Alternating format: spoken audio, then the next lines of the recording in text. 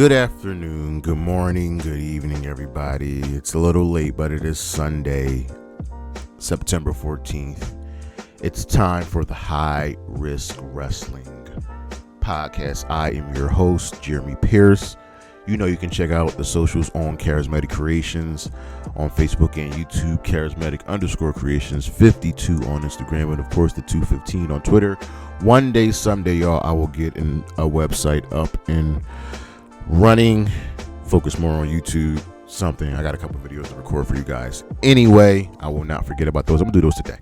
But this is one of those special episodes. No list, no spotlights. We aren't super jovial. This is an important week coming up. This coming Saturday, as you know, we've got the double pay-per-views. But we're here today to talk about, if you see the thumbnail, we're here to talk about the inevitable announcement that happened. In 2027, Wrestlemania 43 will be hosted in Saudi Arabia. This was an inevitability ever since the WWE signed their 10-year partnership with Saudi Arabia, the Kingdom of Saudi Arabia. And it became an even more inevitability once it was announced that next year's Royal Rumble, the 2026 Royal Rumble, will be taking place in Saudi Arabia. So it was fine for stuff like the Chamber, Night of Champions, King and Queen of the Ring, for those who take place there, right? But you never would have thought that one of the big 5 pay-per-views would take place in Saudi Arabia. But here we are. So this could be a let's talk about it episode, but we're going to focus here. So we've got to start with the history of the deal, the partnership, which has faced much controversy. John Oliver did a great story on it. So wrestling isn't new to Saudi Arabia. There was a tour in there in 1986, and the wrestlers performed there. There was even a show in 1990. So in 2013 December, WWE announced that they would be holding shows in Saudi Arabia, right? And in 2014 they held their first house show there, right? There were 3 house shows at the Great Hall Stadium. In 2015, right, it was announced that, they had 3 more house shows there. Then came the deal. The deal was in 2014. I'm sorry, the deal was in 2018. March 5th, 2018, WWE and the Saudi General Sports Authority, they signed a deal. And the first advertised event was the Greatest Royal Rumble. And let's talk about that. This was the Greatest Royal Rumble, right? And the winner of that got a belt. The card featured Cena versus Triple H, Cedric Alexander versus Kalisto, Bray Wyatt and Matt Hardy versus Cesaro and Sheamus, Jeff Hardy versus Jinder Mahal for the U.S. Championship. The previous match was for the Raw Tag Team Championship, and the Cedric Alexander match was for the Cruiserweight Championship. The Bludgeon Brothers versus the Usos for the SmackDown Tag Team titles. Seth Rollins versus Miz, Finn, and Samoa Joe for the Intercontinental title. This was a ladder match. AJ Styles versus Shinsuke for the WWE Championship. Taker versus Rusev in a casket match. Brock Lesnar, Paul Heyman steel cage match for the Universal title, and Braun Strowman won the 50-man Greatest Royal Rumble. What's missing from this card? Women. And we're going to dive into all of that, right? So they announced this deal, a 10-year partnership, and it's worth A lot of money, like $2 billion worth. So they signed this deal, and no one's happy. WWE's happy. They have their money, right? And they've been running events there. Saudi has a thing called Riyadh season, which is a way to rebrand themselves for obviously a plethora of reasons. And then it was announced, we fast forward, that 2026 they get the Royal Rumble, and then in 2027 they get Wrestlemania. They've already ran SmackDown and Raws from there, and needless to say, no one's been happy. And for the last couple of years, they've actually started treating the shows as more than just house shows, because major events have gone down, like World Championship changes, the finals of the King and Queen of the Ring, so on and so forth. So this all gets announced. The first issue is the Kingdom and their women's rights issues. So women are treated as less than in their country. Stay covered up. You kind of all know the deal.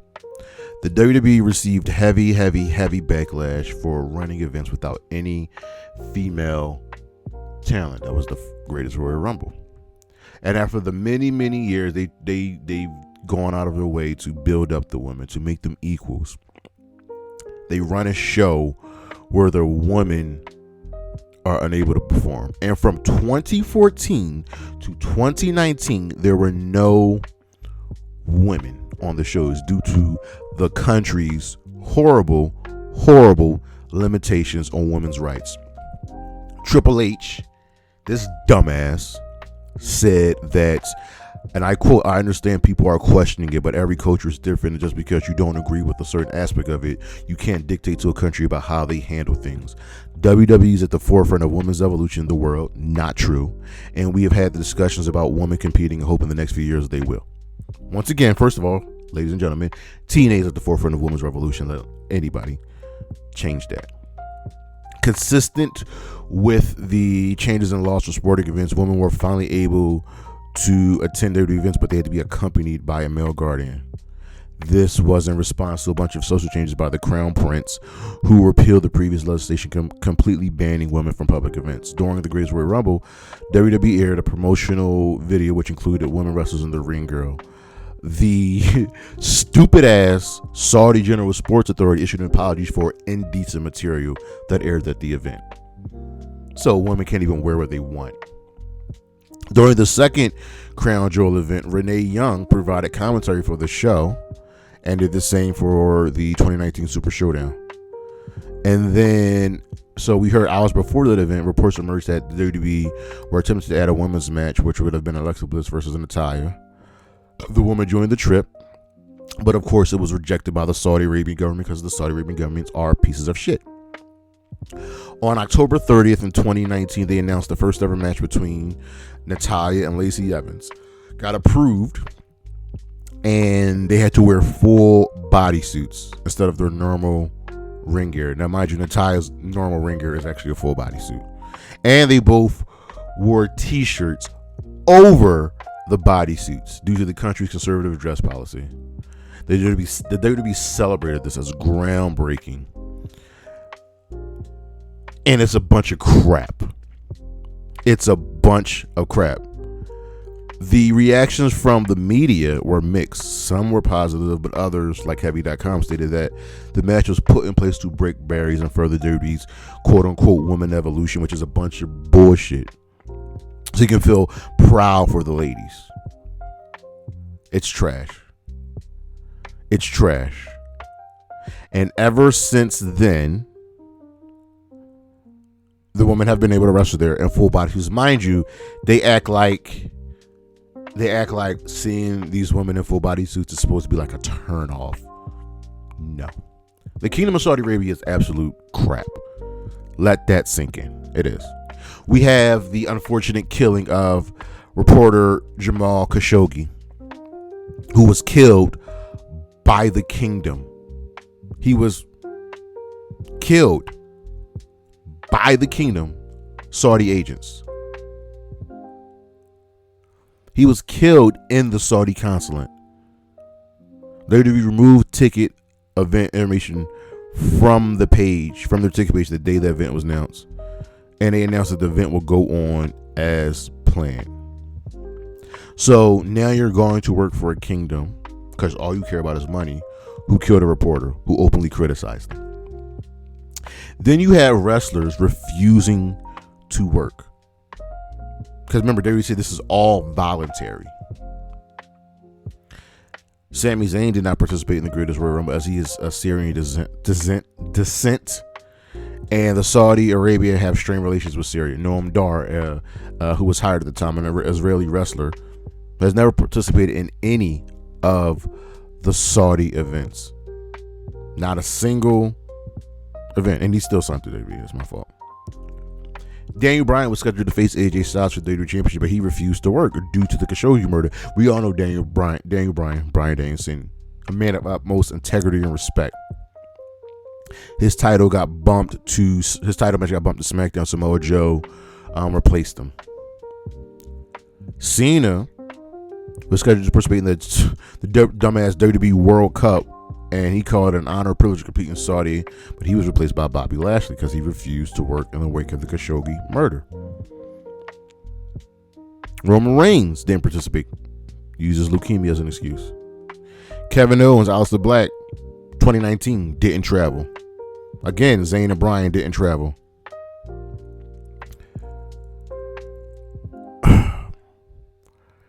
If you have people there that don't want to wrestle there, why are you running the event? Because it's all about the money. Since Saudi Arabia has strict laws against apostasy, which is punishable by death, MVP, who was a former Muslim and converted during his prison term, avoided travel in 2022. After the Saudi Arabia-Syria relations were reestablished, Sami Zayn and Kevin Owens performed at Night of Champions later that month. This was Zayn's first time wrestling there, and Owens' first time wrestling there. Don't forget about the travel issues when they got stuck on the tarmac because their plane had mechanical issues. Now, mind you, Vince was gone, and his employees that he brought with him were gone.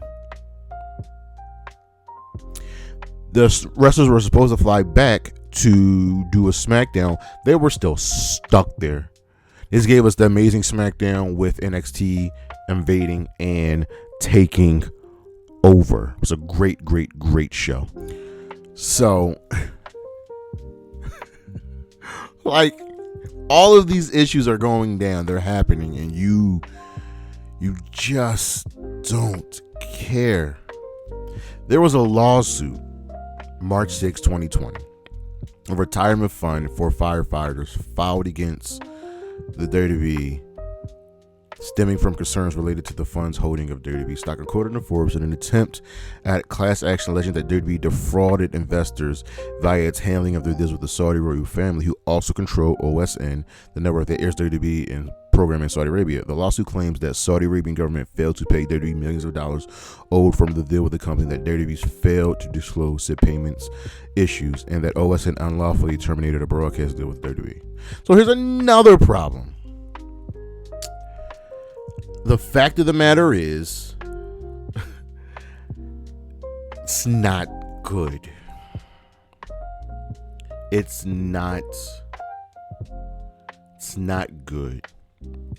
And with the WWE's new parent company, TKO, being involved, it officially got even worse. So let's look at these events. They usually hold 2 a year. First year, the Greatest Royal Rumble, which nobody cares about. Braun Strowman got this belt, trophy, whatever. It's hideous. Now you have Crown Jewel. Now that could have been and should have stayed the event for them. Crown Jewel. And then Super Showdown. There's been a Crown Jewel every year except for this year, and they stopped doing Super Showdown in Saudi Arabia since 2020. Crown Jewel, the first true event, is noticeable for being a bad show. One, it was during the Jamal Khashoggi controversy, his murder, and they ran the WWE World Cup.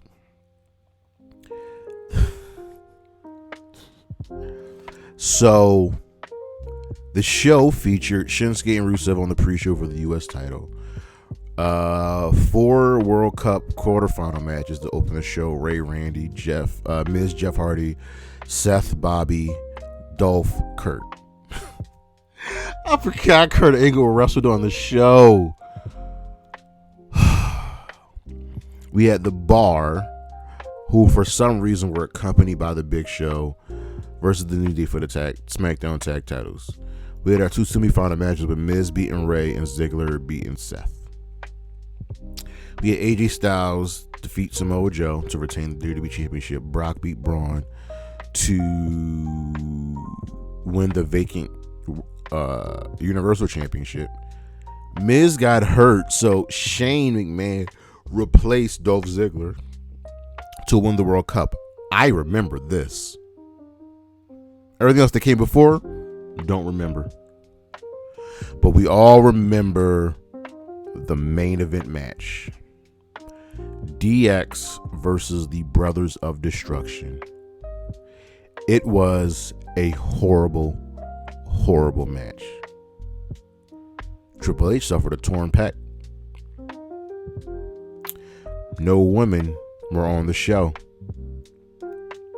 The killing of Jamal Khashoggi went down.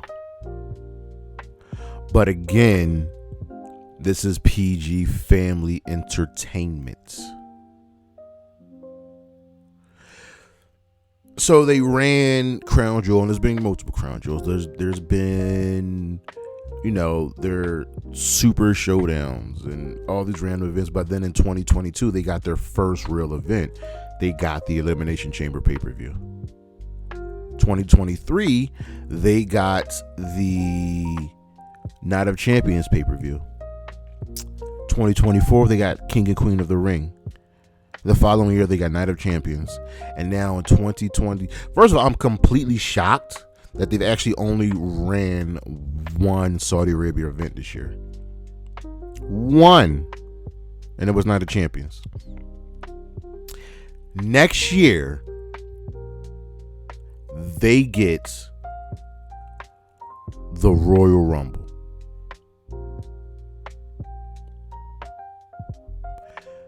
They get, quite possibly, the most popular WWE event. I think it's safe to say that the Royal Rumble is more popular than WrestleMania, more popular than Money in the Bank, more popular than SummerSlam. It's like the marquee event. Yes, over WrestleMania and over SummerSlam. They get the Royal Rumble. Now, the real question is, will they run a women's Royal Rumble there? I mean, the women have been wrestling there, and I'm assuming they will do it. The women don't like wrestling in the bodysuits. But hey, what do I know? When it was announced that they would be getting the Royal Rumble,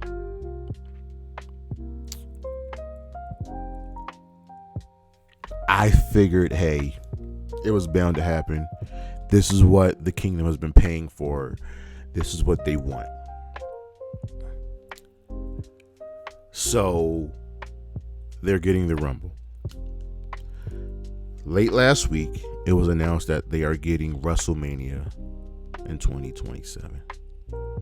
probably 2 nights. WrestleMania has already become an expensive event. It's already become harder for the average fan to attend WWE events. WrestleMania is becoming more and more like the Super Bowl every single year. By that I mean the Super Bowl is not run for fans. It's run for corporate sponsors and people with a shit fuck ton of money. And the WWE keeps raising prices. And now with their ESPN deal and their Netflix deal, and now this money coming, WrestleMania was an inevitability. And it absolutely sucks. I am, like a lot of fans, angry, upset, tired. Because when is enough enough? You have essentially sold your soul for blood money, and you don't care. You know what the crazy part is? They are going to re-up on this deal when it ends in 2018 or 2028 or 2029. They are going to re-up this deal because it is profitable for them. And they care more about the profits than they care about the fans. Triple H said the WWE is not a sport. It is a movie about a sport. That's unfathomable. Yes, you have your stars and you have your stories and this, that, and the third. But at the end of the day, we want to see wrestling. And now with your biggest show, your marquee show coming, being sponsored by the blood money, you have officially lost all goodwill. And it sucks. It is getting harder and harder to be a fan of the WWE. It hurts. I don't know what to tell you. And for those that are going to say, well, Jimmy, you do love AEW. I do love AEW. I prefer them. Tony Khan has not rolled out at running a show in Saudi Arabia. We'll just have to wait and see. And he'll get criticized just like the WWE. This isn't good. This isn't fun. This isn't pretty. I wish it was better. That's our show, ladies and gentlemen. Thank you for listening. Thank you for watching. Look on the screen what we got coming up. Got the videos coming up tonight or tomorrow. Check out the socials, Charismatic Creations on Facebook and YouTube. Charismatic_Creations 52 on Instagram. And of course, the 215 on Twitter. And as always, Anna J, Chris Statlander, Willow Nightingale, Isla Dawn, Priscilla Kelly, and Bailey. Holla at your boy. Peace.